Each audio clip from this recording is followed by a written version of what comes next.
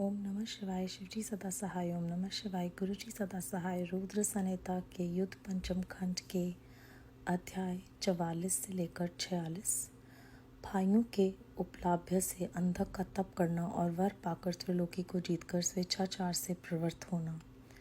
उसके मंत्रियों द्वारा शिव परिवार का वर्णन। पार्वती के सौंदर्य पर मोहित होकर अंधक का वहां जाना और नंदीश्वर के साथ युद्ध। अंधक के प्रहार से नंदीश्वर की मूर्छा, पार्वती के आह्वान से देवियों का प्रकट होकर युद्ध करना। शिव का आगमन और युद्ध। शिव द्वारा शुक्राचार्य का निगला जाना। शिव की प्रेरणा से विष्णु का काली रूप धारण करके दानवों के रक्त का पान करना। शिव का अंधक को अपने त्रिशूल में पिरोना और युद्ध की समाप्ति। सनत कुमार कहते हैं, मुनिवर, एक समय हिरण्याकश्यप का पुत्र अंधक अपने भाइयों के साथ विहार में संलग्न था। उसी समय उसके कामासक्त मदांध भाइयों ने उससे कहा, अरे अंधे, तुम्हें तो अब राज्य से क्या प्रयोजन है। हिरण्याक्ष तो मूर्ख था, जो उसने घोर तप द्वारा शंकर जी को प्रसन्न करके भी तुम जैसे कुरु, पेडौल, कलप्रिय और नेत्रहीन को प्राप्त किया। ऐसे तुम राज्य के भागी तो हो ही नहीं सकते, क्योंकि भला तुम ही विचार करो कि कहीं दूसरों से उत्पन्न हुआ पुत्र भी राज्य पाता है। सच पूछो तो निश्चय ही इस राज्य के भागी हम ही लोग हैं। सनत कुमार जी कहते हैं, मुनि लोगों की वह बात सुनकर अंधक दीन हो गया। फिर उसने स्वयं ही बुद्धिपूर्वक विचार करके तरह तरह की बातों से उन्हें शांत किया और रात के समय वह निर्जन वन में चला गया। वहां उसने हजारों वर्षों तक घोर तप करके अपने शरीर को सुखा डाला और अंत में उस शरीर को अग्नि में होम देना चाहा। तब ब्रह्मा जी ने उसे वैसा करने से रोककर कहा, दानव, अब तू वर मांग ले। सारे संसार में जिस दुर्लभ वस्तु को प्राप्त करने की तेरी अभिलाषा हो, उसे तू मुझसे ले ले। अधम योनि ब्रह्मा के वचन को सुनकर वह दैत्य दीनता एवं विनम्रता से कहने लगा, भगवान, जिन निष्ठुरों ने मेरा राज्य छीन लिया, वह सब दैत्य आदि मेरे भृत हो जाएं। मुझ अंधक को दिव्य चक्षु प्राप्त हो जाएं। इंद्र आदि देवता मुझे कर दिया करें और देवता, दैत्य, गंधर्व, यक्ष, नाग, मनुष्य, दैत्यों के शत्रु नारायण, सर्वमय शंकर तथा अन्यान्य किन्हीं भी प्राणियों से मेरी मृत्यु ना हो। उसके उस अत्यंत दारुण वचन को सुनकर ब्रह्मा जी सशंकित हो उठे और उससे बोले। ब्रह्मा जी ने कहा, दैत्येंद्र, ये सारी बातें तो हो जाएंगी, किंतु तू अपने विनाश का कोई कारण भी तो स्वीकार कर ले, क्योंकि जगत में कोई ऐसा प्राणी ना हुआ है और ना आगे होगा ही जो काल के गाल में न गया हो।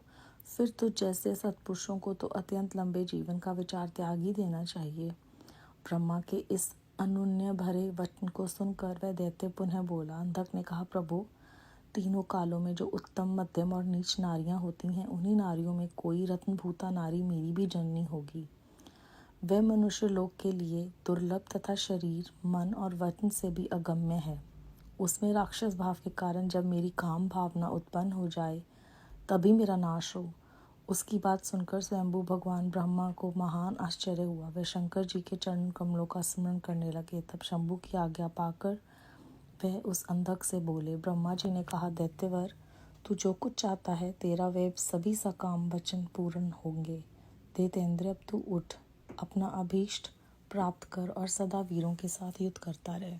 मुनीश, हिरण्याकश्यप पुत्र अंधक के शरीर में नसें और हड्डियां ही शेष रह गई थी। वह ब्रह्मा के ऐसे वचन को सुनकर शीघ्र ही भक्तिपूर्वक उन लोकेश्वर के चरणों में लौट गया और इस प्रकार बोला। अंधक ने कहा, विभो, जब मेरे शरीर में नसें और हड्डियां मात्र ही शेष रह गई हैं, तब भला इस देह से शत्रु सेना में प्रवेश करके मैं कैसे युद्ध कर सकूंगा। अतः अब आप अपने पवित्र हाथ से मेरा स्पर्श करके इस शरीर को मांसल बना दीजिए। सनत कुमार जी कहते हैं, महर्षि अंधक की प्रार्थना सुनकर ब्रह्मा जी ने अपने हाथ से उसके शरीर का स्पर्श किया और फिर वह मुनिगणों तथा सिद्ध समूहों से भली भांति पूजित हो देवताओं के साथ अपने धाम को चले गए। ब्रह्मा के स्पर्श करते ही उस दैत्यराज का शरीर भरा पूरा हो गया, जिससे उसमें बल का संचार हो आया तथा नेत्रों के प्राप्त हो जाने से वह सुंदर दिखने लगा। तब उसने प्रसन्नता पूर्वक अपने नगर में प्रवेश किया। उस समय प्रहलाद आदि श्रेष्ठ दानवों ने जब उसे वरदान प्राप्त करके आया हुआ जाना, तब वह सारा राज्य उसे समर्पित करके उसके प्रति भृत हो गए। तदनंतर अंधक सेना और भृत वर्ग को साथ ले स्वर्ग को जीतने के लिए गया। वहां संग्राम में समस्त देवताओं को पराजित करके उसने व्रजधारी इंद्र को अपना कर्द बना लिया। उसने यत्र तत्र बहुत सी लड़ाइयां लड़कर नागों, सुपर्णों, श्रेष्ठ राक्षसों, गंधर्वों, यक्षों, मनुष्यों, बड़े बड़े पर्वतों, वृक्षों और सिंह आदि समस्त चौपायों को भी जीत लिया, यहाँ तक कि उसने चराचर त्रिलोकी को अपने वश में कर लिया। तदनंतर वह रसातल में, भूतल पर तथा स्वर्ग में जितनी सुंदर रूप वाली नारियां थी, उनमें से हजारों को जो अत्यंत दर्शनीय तथा अपने अनुकूल थी साथ लेकर विभिन्न पर्वतों पर तथा नदियों के रमणीय तटों पर विहार करने लगा। दैत्यराज अंधक सदा दुष्टों के ही संग रहता था। उसकी बुद्धि मद से अंधी हो गई थी, जिससे उस मूढ़ को इसका कुछ भी ज्ञान नहीं रह गया कि परलोक में आत्मा को सुख देने वाला भी कोई कर्म करना चाहिए। इस प्रकार वह महामनस्वी दैत्य उन्मत्त हो और अपने सारे प्रधान पुत्रों को कुतक्रवाद से पराजित करके दैत्यों सहित संपूर्ण वैदिक धर्मों का विनाश करता हुआ विचरण करने लगा। वह धन के मद से अभिभूत हो वेद, देवता, ब्राह्मण और गुरु आदि किसी को भी नहीं मानता था।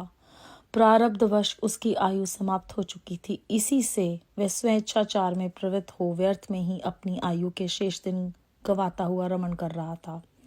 उस दानव श्रेष्ठ के 3 मंत्री थे, जिनका नाम था दुर्योधन, वैधंस और हस्ती। एक समय उन तीनों ने उस पर्वत के किसी रमणीय स्थान पर एक परम रूपवती नारी को देखा। उसे देखकर वह शीघ्रगामी श्रेष्ठ दैत्य हर्षमग्न हो तुरंत ही महादैत्यपति वीरवर अंधक के पास पहुंचे और बड़े प्रेम से उस देखी हुई घटना का वर्णन करने लगे। मंत्रियों ने कहा, दैत्येंद्र, यहाँ एक गुफा के भीतर हमने एक मुनि को देखा है। ध्यानस्थ होने के कारण उसके नेत्र बंद हैं। वे बड़ा रूपवान है। उसके मस्तक पर अर्धचंद्र की कला अपनी छटा बिखेर रही है और कमर में गजेंद्र की खाल बंधी हुई है। बड़े बड़े नाग उसके सारे शरीर में लिपटे हुए हैं। खोपड़ियों की माला ही उस जटाधारी का आभूषण है। उसके हाथ में त्रिशूल है तथा वह एक विशाल धनुष, बाण और तुनीर भी धारण किए हुए हैं। उसका अक्षसूत्र स्पष्ट दिख रहा है। उसके 4 भुजाएं तथा लंबी लंबी जटाएं हैं। वह खड़ग, त्रिशूल और लकूट धारण किए हुए है। उसकी आकृति अत्यंत गौर है और उस पर भस्म का अनुलेप लगा हुआ है।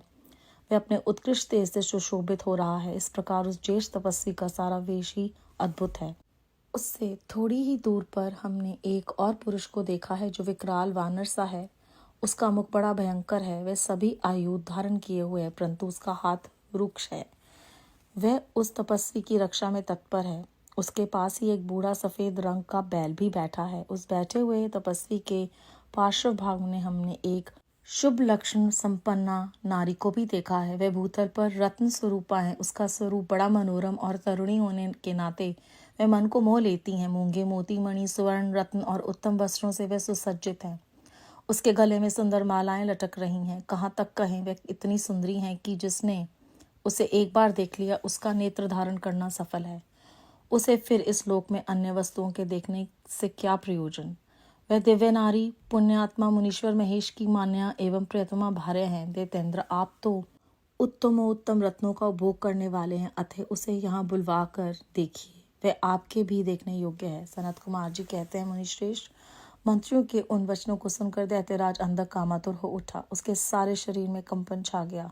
फिर तो उसने तुरंत ही दुर्योधन आदि को उस मुनि के पास भेजा। मंत्रियों ने वहां जाकर मुनीश्वर को प्रणाम करके उनसे अंधकासुर का संदेश कहा तथा बदले में शिव जी का उत्तर सुनकर वह लौटकर अंधक से बोले। मंत्रियों ने कहा, राजन, आप तो संपूर्ण दैत्यों के स्वामी हैं, फिर भी उस महान प्रकृति वीर पर तपस्वी मुनि ने अपनी बुद्धि से त्रिलोकी को तृण के समान समझकर हंसते हुए आपके लिए ऐसी बात कही है।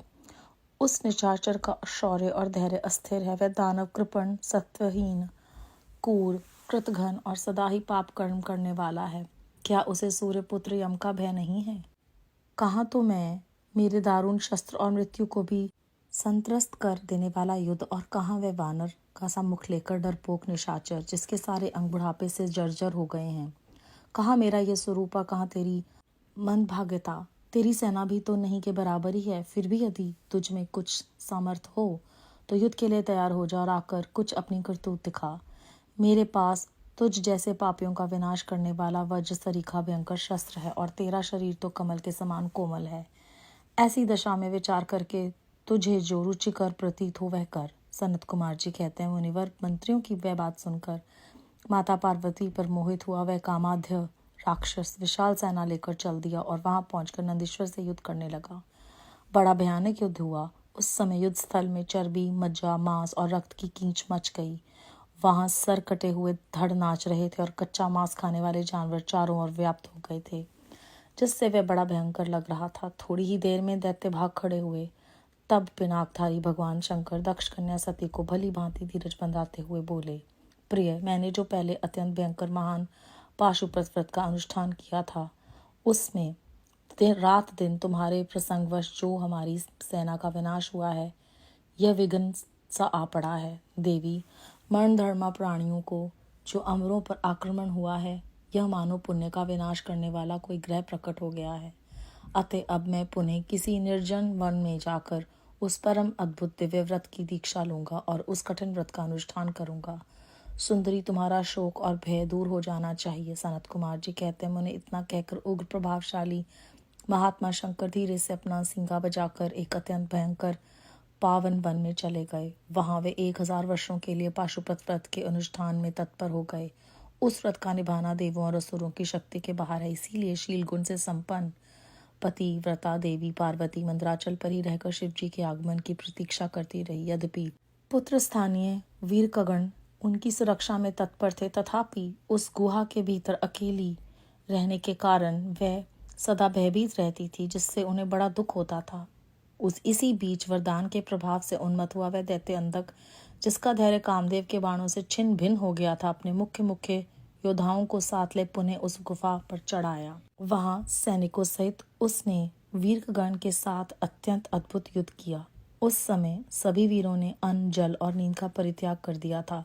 इस प्रकार वह युद्ध लगातार 505 दिन रात तक चलता रहा। अंत में दैत्यों की भुजाओं से छूटे हुए आयुधों के प्रहार से नंदीश्वर का शरीर घायल हो गया, जिससे वह गुहा द्वार पर ही गिर पड़े और मूर्छित हो गए। उनके गिरने से गुहा का सारा दरवाजा ही ढक गया, जिससे उसका खोला जाना असंभव था। फिर दैत्यों ने 2 ही घड़ी में सारे वीरगणों को अपने अस्त्र समूहों से आच्छादित कर दिया। तब पार्वती ने भगवान विष्णु और ब्रह्मा जी का स्मरण किया। स्मरण करते ही ब्राह्मी, नारायणी, ऐन्द्री, वैश्वनारी, याम्यता, नैष्कृति, वारुणी, वायवी, कौबेरी, यक्षेश्वरी, गारुड़ी आदि देवियों के रूप में समस्त देवता, यक्ष, सिद्ध, गुहक आदि शस्त्रों से सुसज्जित होकर अपने अपने वाहनों पर सवार हो पार्वती के पास आ पहुंचे और राक्षसों के साथ भिड़ गए। कुछ समय बाद भगवान शिव भी आ गए। फिर तो घोर युद्ध हुआ। तदनंतर शुक्राचार्य को संजीवनी विद्या के द्वारा दैत्यों को जीवित करते देखकर भूतनाथ शिव जी उनको निगल गए। इससे दैत्य ढीले पड़ गए। व्यास जी अंधक, महान प्रकृति वीर और त्रिपुरहंता शिव के समान बुद्धिमान था। सैकड़ों वरदान मिलने के कारण वह उन्माद के वशीभूत हो रहा था। यद्यपि बहुसंख्यक शस्त्रों की चोट से उसका शरीर जर्जर हो गया था, फिर भी शिवजी पर विजय पाने के लिए उसने दूसरी माया रची। जब प्रलयकालीन अग्नि के समान शरीर धारण करने वाले भूतनाथ त्रिपुरारी शंकर ने अपने त्रिशूल से उसे बुरी तरह चीर डाला, तब भूतल पर गिरे हुए उसके रक्त कणों से यूथ के यूथ अंधक प्रकट हो गए। उनसे सारी रणभूमि व्याप्त हो गई। वे विकृत मुख वाले भयंकर राक्षस अंधक के सदृश ही प्राकृमी थे। इस प्रकार जब पशुपति द्वारा मारे गए सैनिकों के घावों से निकले हुए अत्यंत गरम गरम रक्त बिंदुओं से दूसरे सैनिक उत्पन्न होने लगे, तब बहुत सी भुजा रूपी लताओं द्वारा आकांत्रित होने के कारण कुपित हुए बुद्धिमान भगवान विष्णु ने प्रमथनाथ शिव को बुलाकर योग बल से एक ऐसा अजय स्त्री रूप धारण किया, जिसका मुख विकृत था और रूप उग्र, विकराल और कंकाल मात्र था। वह स्त्री रूप शंभू के कान से निकला था।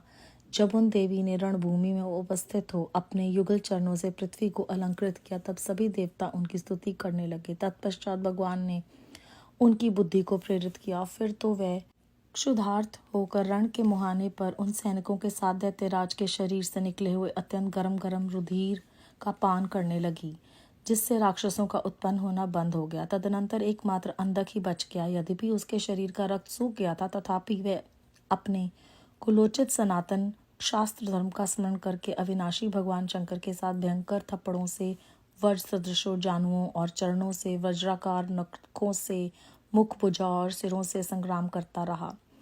तब प्रमथनाथ शिव ने रणभूमि में उसका हृदय विदीर्ण करके उसे शांत कर दिया। फिर त्रिशूल भोंक कर उसे स्थानों के समान ऊपर को उठा लिया। उसका जर्जर शरीर नीचे को लटक रहा था। सूर्य की किरणों ने उसे सुखा दिया। पवन के झोंकों से युक्त मेघों ने मूसलाधार जल बरसाकर उसे गीला कर दिया। हिमखंड के समान शीतल चंद्रमा की किरणों ने उसे विशीर्ण कर दिया। फिर भी उस दैत्यराज ने अपने प्राणों का परित्याग नहीं किया।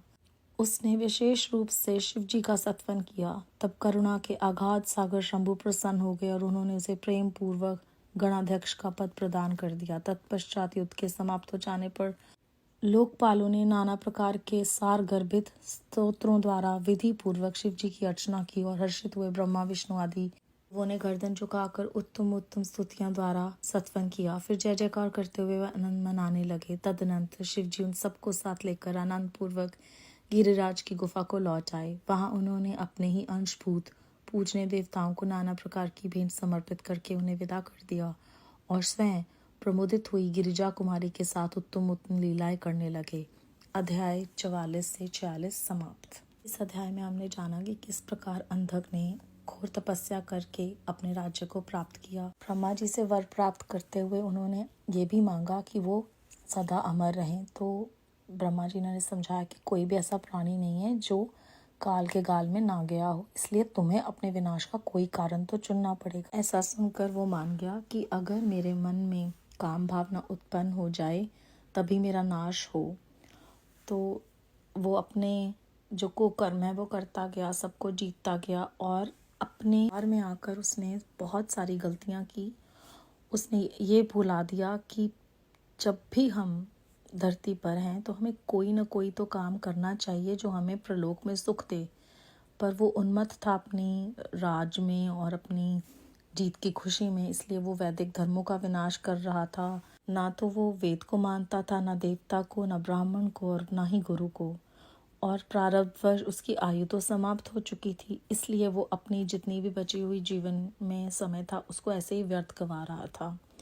फिर उसके जो 3 मंत्री थे जिनके नाम दुर्योधन, वैधस और हस्ती थे, उन्होंने आकर उसे बताया कि कैसे शिवजी महाराज नंदीश्वर के साथ वहाँ पर ध्यान लगाकर बैठे और फिर वो गिरिजा कुमारी का जो पूरा व्याख्यान करते हैं और कहते हैं कि जो भी इस धरती पर आया है उसकी आंखें होना जो है वो सफल हो गया है अगर उन्होंने उनका दर्शन पा लिया है। कहते हैं कि उत्तम उत्तम रत्नों का उपयोग करने वाले हो तुम, तो तुम उन्हें यहाँ पर बुला लो और देखो कि वो कितनी खूबसूरत हैं। जब उनका यह संदेश लेकर वो शिव जी के पास जाते हैं तो शिव जी उन्हें ललकारते हैं और बताते हैं कि तुम मेरे सामने कुछ भी नहीं हो। ऐसा करने पर वो उत्तेजित होकर लड़ने आता है, लेकिन शिव जी जो है वो पार्वती जी को कहते हैं कि मेरा पाशुपत व्रत का अनुष्ठान जो मैंने किया था वो पूरा नहीं हुआ, उसमें विघ्न आ गया था, तो वो मुझे पूरा करने जाना पड़ेगा और तुमने ना डरना चाहिए और ना शोक करना चाहिए। वो वहाँ पर अकेली थी और जब अंधक उस वहाँ पर आकर फिर से आक्रमण करता है तो नंदी जी जो हैं वो मूर्छित हो जाते हैं और उससे गुफा का रास्ता तो बंद हो जाता है, लेकिन पार्वती जी डरी होती हैं तो वो विष्णु जी और ब्रह्मा जी का स्मरण करते हैं। सारे देवी देवता जो हैं वो आ जाते हैं अपनी सेना को लेकर, इतने में शिव जी भी आ जाते हैं। फिर युद्ध होता है, लेकिन जो अंधक है वो भी माया उसमें है और वो बुद्धिमान था, तो वो अपने जितने भी उसका रक्त गिरता है उससे वो और अंधक बन जाते हैं और बहुत भयंकर हो जाता है युद्ध। फिर विष्णु जी जो हैं वो योग बल से एक ऐसी स्त्री का रूप धारण करते हैं जिसका मुख विकृत होता है, उग्र विकराल और कंकाल मात्र है। तो वो जो है वो सारा रक्त पान करने लग जाती हैं। अंधक अकेला रह जाता है, लेकिन वो फिर भी डटा रहता है। अपने शरीर को उसने इस तरह से ढाल लिया होता है कि उसका पूरा शरीर जो है वो शस्त्रों के बराबर हो जाए। अंत में शिव जी जो है उसको त्रिशूल भोंक कर उसे उसमें पिरो देते हैं और इस तरह युद्ध जो है वो समाप्त हो जाता है।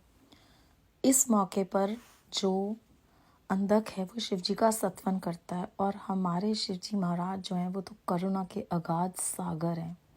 वो प्रसन्न होकर उसे गणाध्यक्ष का जो पद प्रदान कर देते हैं। जब युद्ध समाप्त हो जाता है तो सारे देवी देवता, ब्रह्मा विष्णु जी आदि गर्दन झुकाकर शिव जी महाराज की स्तुति करते हैं और अपने अपने घर को चले जाते हैं। शिव जी सबको भेंट देकर भेजते हैं और गिरिजा कुमारी के साथ वो उत्तम उत्तम लीलाएं करते हैं। तो यहाँ पर उन्होंने जाने से पहले देवताओं को भेंट दी और फिर विदा किया, क्योंकि उनकी गैर मौजूदगी में उन्होंने पार्वती जी का ध्यान रखा।